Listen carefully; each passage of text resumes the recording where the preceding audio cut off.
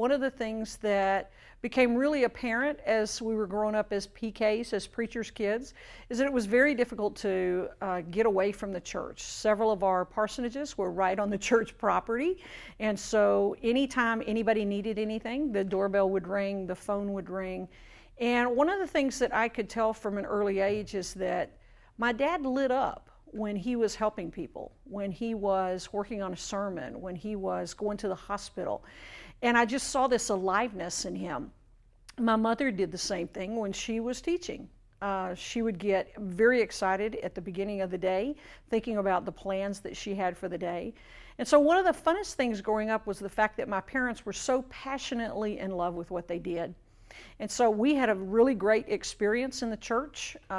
We were, as all PKs are, a little bit watched and looked at for our behavior. My parents always stood up for us and told us that their kids were not going to be treated any differently than anybody else. And so it sort of gave us this security that even though we were PKs and people saw us as being special, the expectations were that we gave back to the church, that we were participants of the church just like anybody else. And so all the time going up, whenever there was something at the church, we were typically there. So it just became a part of our lives. I remember going to 100,000 potlucks. My grandmother used to say, where 2 or more United Methodists are gathered, there is fried chicken, because we always had potlucks going on. And just being the PK meant that you were sort of the center of attention, and people wanted to see the preacher's kids if they hadn't been there for a while. And I would start telling stories like my dad told stories. And so from a pretty early age, probably 7 or 8 years old, people would make jokes about me being a preacher in training, because I would walk around and shake hands with people and greet folks at the door, and I would follow my dad, and I would practice from the pulpit. And I probably knew, going into my late 9-ish, 10, 11-year-old years, that there was a call on me, but I wasn't sure exactly what that meant. Because even though my parents had really given us this sense of security and this sense that the church was important in our lives, I also was living in West Texas, where I did not see a woman in ministry pastoring a church on her own.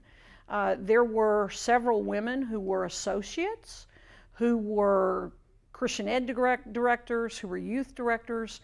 But when I was growing up, I didn't see a single woman pastoring a church on her own. And so I wasn't sure how that might happen for me. Even though I felt this call, I thought there are other ways that I can answer it. There was also a little bit, as I got into my teen years, of sort of rebellion. You know, my dad was a pastor. Everyone was expecting me to be a pastor. I'm not going to be a pastor, you know. And I think as I went through high school and realized the demands of being a pastor and how my dad chose to pastor, it became a little more problematic for me. As I said, my dad was very passionate about what he did, and he sort of lit up and jumped whenever the phone rang, whenever someone needed anybody. And his model of ministry was that if anyone else needed him, he went. So there were lots of times when, you know, he had to be somewhere else. He did everything he possibly could to be with us as much as he could be, even showing up for 1/4 of a basketball game, you know, and he would yell at us from the sidelines so that we knew he was there, and then he would have to leave. But I couldn't figure out a model for ministry that I could live into. So when I graduated from high school, I went off to United Methodist Seminary, United Methodist College, and when I walked in my advisor's office the first day, he had my 4-year degree plan with a religion major already on his desk filled out, because he was a family friend. His sister was married to my godfather, who was a United Methodist pastor. So I'm sitting there in that office, and I thought, no, you are not going to make a United Methodist pastor out of me. I will not do it.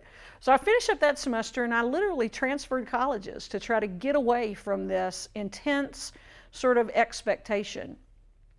I got my degree in secondary education, and I went into teaching. All the while, I felt this nudge in my life that I wasn't exactly doing what God wanted me to do, that I was being faithful, I was attending church.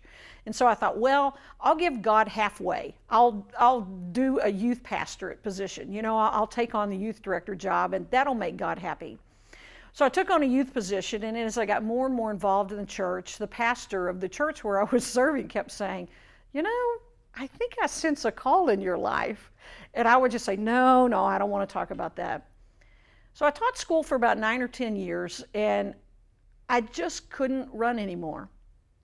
There was this feeling, even though I loved teaching, I would get up in the mornings and I would think, I'm going to go do the very best I can today to instill an amazing opportunity of learning for the kids that I'm teaching. And I would do that. And I would come back home and I would think, but you're not living up to what God really wants you to do. And one Christmas I was talking to my parents and I said, you know what? It's time. I have to own up to what God has laid in my heart.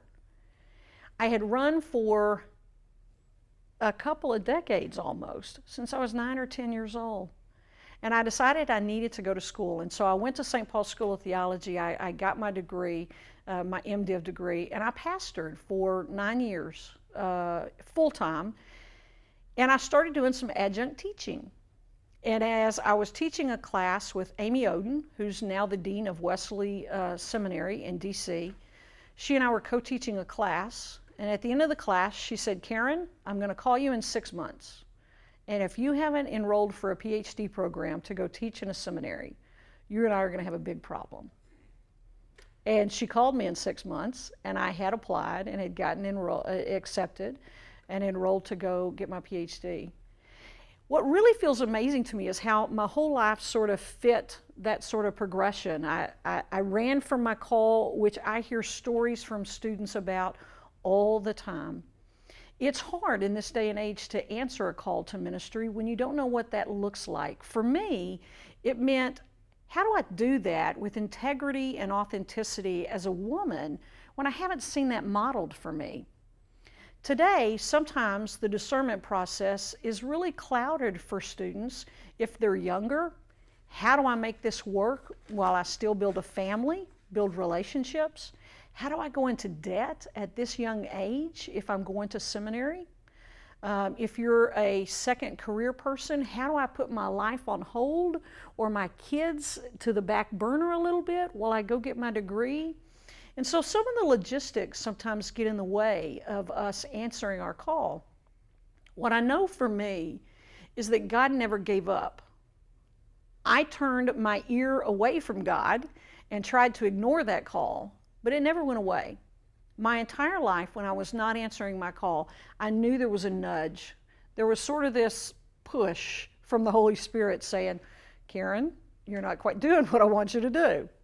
Now, I never heard a magical voice, but I did have some experiences that just led me to understand that there was something greater that I was supposed to be doing, different that I was supposed to be doing in answering my call. And so when people ask me today about the discernment process and how they figure out what it is they need to do in their lives if they've felt a call to ministry, the first thing that I advise them of is to really figure out what it is God's calling you to do and to be. Ministry takes a lot of forms today. There are a lot of folks who do ministry part-time. There are a lot of folks who do ministry in hospital situations, in the military and chaplaincy. There are a lot of people who do social justice ministry. And one of the things about the discernment process is figuring out, what am I called to? Am I called to word and table? Am I called to service? Whatever ways that ordination and the process of discernment occurs in your denomination, it's about figuring out who it is God's calling you to be. And then after you've figured out who it is God's calling you to be, then you figure out the logistics. Instead of letting the logistics guide you, let the call guide you. Because I do believe God makes a way. When I finally answered the call, it was as if doors opened, windows flew open, opportunities just came at me right and left to make my transition from teaching into seminary, and then from seminary into ministry, from ministry back into my PhD program and into teaching possible, because that's where God was leading me. And when I wasn't answering in that call, that's when my life got cloudy. That's when things sort of didn't feel like they were completely on track. And the greatest thing that I can advise a student to do is to listen. Listen to their heart. Listen to what God's calling them to be. And hear God's voice.